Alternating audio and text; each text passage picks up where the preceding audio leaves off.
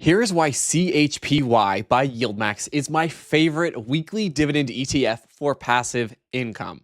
Not only has it been the top performer, but I do believe the sector that it's in is going to boom over the next couple of years, to next couple of decades even. So I want to know your opinions as well.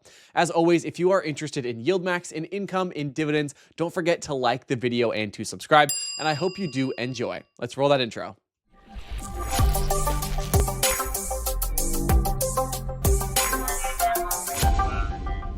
If you're like me, you love the weekly dividends that YieldMax can provide, but we've run into a common problem with a lot of these ETFs. When the market's good, they're good. When the market is bad, they get thrashed on. So I want to showcase not only how well CHPY has been performing, but why I think it could potentially even keep up this performance as the sector is set to continue to boom. So for those that don't know, CHPY or CHPY is the YieldMax Semiconductor Portfolio Option Income ETF. And I will say, my setup is still a little funky. My voice is funky. I've gotten really sick since I got home from the honeymoon, unfortunately, and my computer is in the shop. So things might look a little bit different, but it should be back to normal soon enough. But I wanted to talk about CHPY because I was blown away when I checked the performance that this fund is able to keep up not only the distributions, but growth as well, which we will touch on. But I also want to showcase, like all YieldMax funds, this one does have a high degree of risk. There's a lot of factors that weigh in on the performance, a lot of that being from the strategist at YieldMax, dictating those options that they're writing on these different holdings. But I will say that I think these are a bit less risky than their single stock ETFs, like Coney, Misty, PLTY. These ones that hold a pocket or a grouping of stocks, I think are a bit safer because of that diversification. But in the end, performance is going to come down to YieldMax strategists. Now, they seem to not talk about CHPY as much. I know we've seen Ulti take off, Misty take off, and both of those have kind of had crazy runs and they've fallen off like crazy. So I do hope that CHPY doesn't do that. Now, I'm giving you a warning now. It could. It very likely could, as we've seen that happen with a lot of other YieldMax ETFs. When the underlying's doing well, when the options are great, they boom. And then when it pulls back, the fund gets destroyed. And I lost money on a couple of YieldMax funds simply because I held them for too long. But there is some opportunity, and maybe CHPY will be one that can actually go against the normal way that these funds go and actually make some profits continuously, and then we don't have to worry nearly as much. We do have a 100% return of capital with the distributions, and currently it's about a 41% distribution rate, which is solid. And with the price going up, I mean, that's pretty phenomenal. Now, I want to showcase with CHPY, we're going to go over the holdings, which is really important, and it is up. This is performance, but it's with the dividends included. It's up about 48% since inception. It might even be a little bit higher if you have drip on as well, which is something we're going to look at. So, the overview of this fund and why CHPY is, I mean, it goes in the same group with GPTY, Ulti, LFGY, but it's just been performing better because the underlying sector has been doing really well, semiconductors.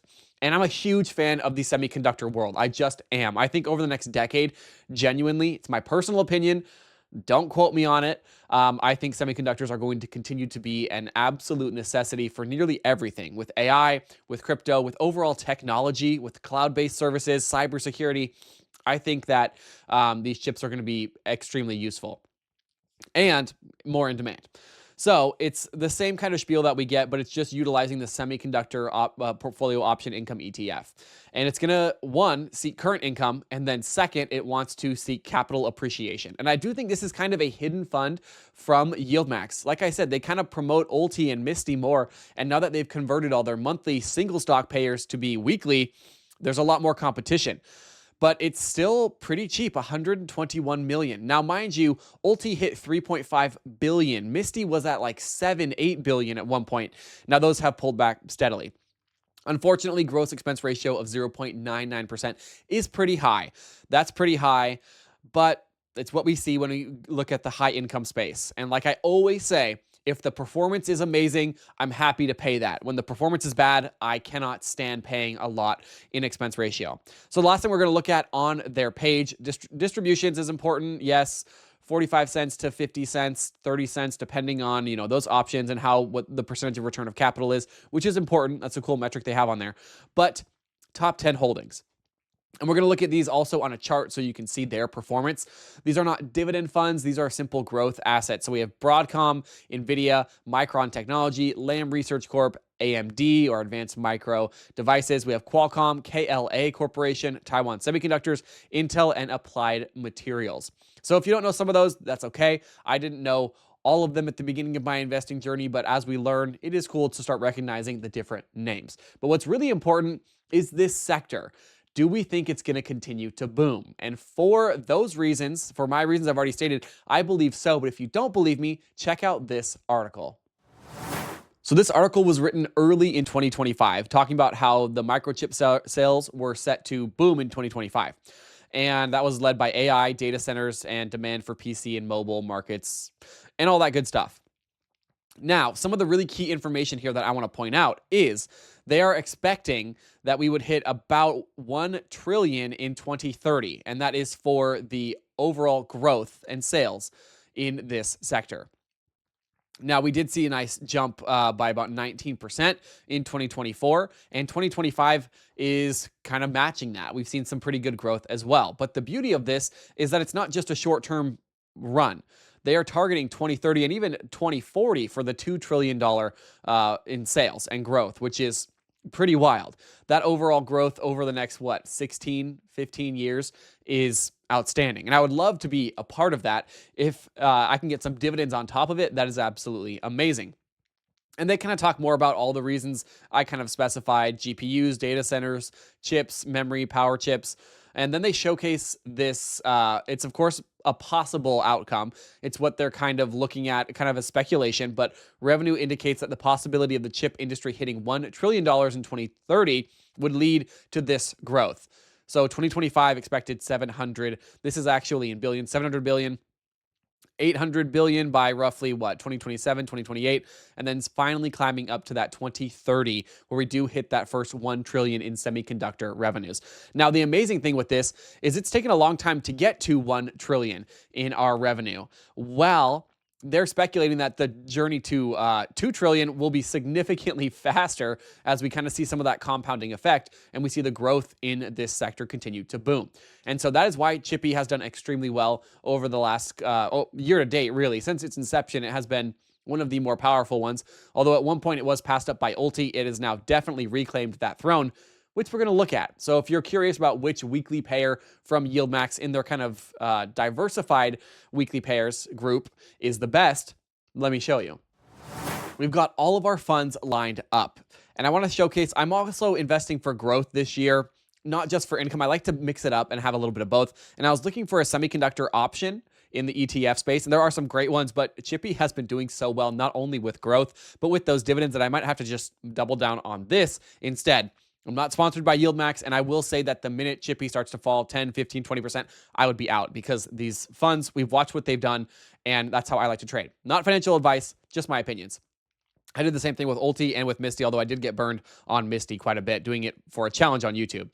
Now, GPTY, which is their AI and tech portfolio. We have CHPY, the topic of this video. YMAG and YMAX, two funds that are older and some of the most popular, but one has been underperforming. We'll get to that. LFGY and Ulti. LFGY is in the same book as GPTY and CHPY. It's a sector base. It's on crypto and tech, but it pays out a wild distribution rate, like 80, 90%, higher than Ulti even at almost its peak. But the NAV erosion has been crazy. So we'll take a look. And that's, some people like getting higher dividends and don't worry as much about the NAV erosion. It's not me. I really do care about NAV erosion quite a bit. So year to date, we can actually jump to 6 months, is a little bit more accurate. We can see all of these some are doing better than others, right? GPTY and CHPY have done significantly better in the last 6 months. YMAX is down 22% compared to YMAG's 8%. I'm not sure why it's so drastically falling. LFGY is down 28% and ULTY down 33%. And they are falling fast, which is really unfortunate. But I don't like when people cherry pick these charts and showcase, specific time periods, because they also don't always showcase the distributions. And that's what I'm doing right now. I am just showing the price return. This is not total return. If we go year to date, GPTY is in the negative and CHPY is in the green. But again, CHPY did launch at a better time in the market. It launched in March In April. But this was a time when everything was really in the red. We saw a dip pull back at the beginning of 2025. And so it launched at a good time, and that has helped kind of push this thing forward. But when we jump to total return, we can actually see it significantly outperforms. So I'm going to go back to the 6-month, and we'll see GPTY is up 26% on the 6-month, CHPY up 31%, YMAX is up 7%, YMAG is up 21%, LFGY is up 1%, and ULTI is up 4%. Now, with the dividends, of course, if you're not reinvesting, you're going to be losing out on a lot of these returns. And so that's why we've kind of seen these funds fall off a cliff. On the 1 year or even year to date, CHPY is doing significantly better, up 55%, and standing out with this group, really. None of the others are even close. CHPY outperforms them all by more than double. And that's why I wanted to talk about it for this video. Now, these are all my own opinions, but I want to show you guys what is in CHPY that is absolutely making this thing crush the other weekly YieldMax ETFs. The one most important question that we have to think about when it comes to this ETF is, will semiconductors keep up? That is the question. That's why I talked about the article, because I believe they will, but we could also see a pullback before the next run. But let's look at what is in this ETF. So we have Broadcom, we have AVGO, we have NVIDIA. Both are up 40 to 46.5% year to date.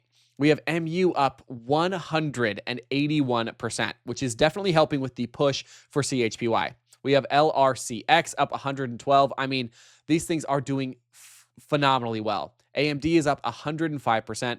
Qualcomm is up only 13.59%. This one's lagging quite a bit. Could be a good opportunity. It hasn't run like the others, but there might be a reason for that. Maybe I'll do a video for it on my smaller channel. We have KLAC up 84, almost 85%. Pretty phenomenal. And we have TSM. We have INTC. Intel, I should have bought Intel. It was a dividend payer for a bit. It's paying like 5, 6, 7% in dividends. I didn't buy it because it was just getting destroyed. But now it has bounced back quite nicely. We can see it right here. It isn't the best performer, but it's kind of in the middle. TSM, Taiwan Semiconductors, solid pick, slower growth, but pretty good. And AMAT up 37%. So again, this is all going to come down to what you guys believe for the semiconductor industry. But as it looks, semiconductors are very strong, and it's supposed to continue this trend. Will CHPY keep up with this? Who knows? Will the market overall pull back? Who knows? But let me know your thoughts down below on your favorite YieldMax weekly paying dividend ETF. As always, thank you so much for watching. Don't forget to like and subscribe. And if you enjoyed this video, you're going to like these popping up on your screen right now. And lastly, most important, don't forget to spread some love today.